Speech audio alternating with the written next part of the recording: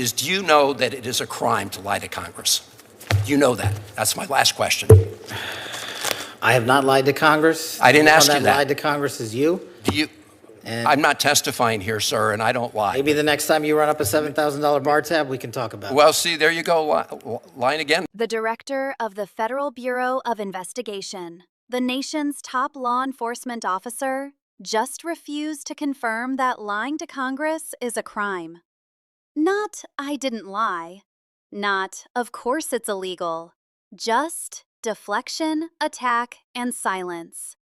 Stay with me, because what led to this moment is even more alarming than the moment itself.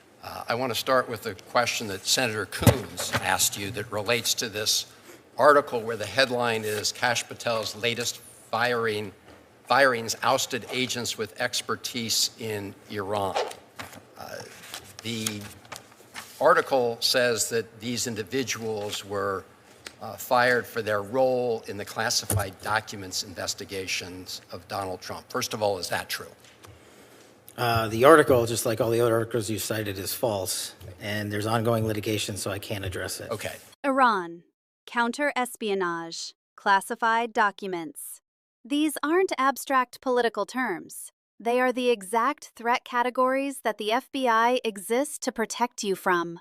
And according to reporting, agents with specialized expertise in those areas have been let go. When asked point blank whether that's true, the FBI director doesn't say, "No, here are the facts." He says the article is false and hides behind litigation. That is not a denial. That is a deflection. And the gap between those two things is about to become very important. Were the group fired? Did it include people who were Iran experts? No. Did it include people who were involved in counter-espionage activities with respect to Iran? I don't have the list in front of me. So you don't know whether or not you fired people with counter-espionage experience with respect to Iran. You don't know the answer to that question. I terminated anyone and everyone that weaponized law enforcement. Notice the move he just made. 30 seconds ago, he called the reporting false. Now, when asked a specific factual question about the people he personally fired, his answer is, "I don't have the list in front of me." You fired them. You don't know who they are. And when cornered, you don't retreat to the facts, you retreat to a slogan: weaponized law enforcement. That phrase is doing a lot of work here, because the actual answer is, I don't know.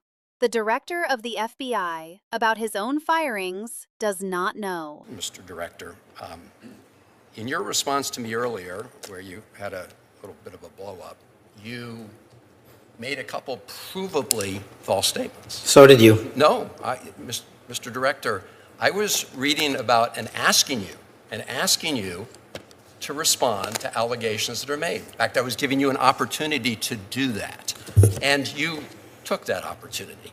But in the process, you made these provably false statements that I know are sort of like urban legend in right-wing media about margaritas in El Salvador, which is provably false. And so coming from the mouth of an FBI director to make provably false statements in a hearing like this is extremely troubling.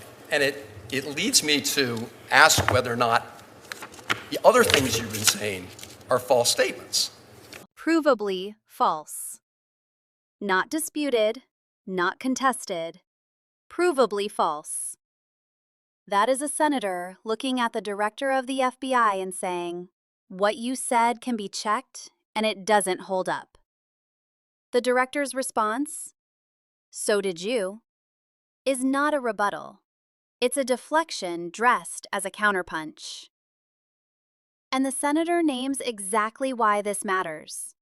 If the FBI director is willing to repeat misinformation in a congressional hearing under oath, what else is he saying that can't be trusted? Have you redirected resources away from your core FBI responsibilities toward the mass deportation effort?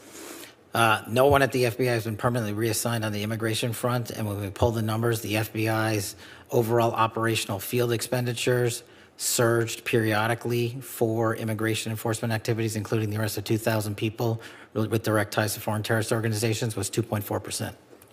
So, okay, so the key word there, I guess, was permanently. You have not permanently reassigned. Is that what you reassigned temporarily? Surges, yes, sir. Okay. Here's what surges means in practice. The FBI has a finite number of agents.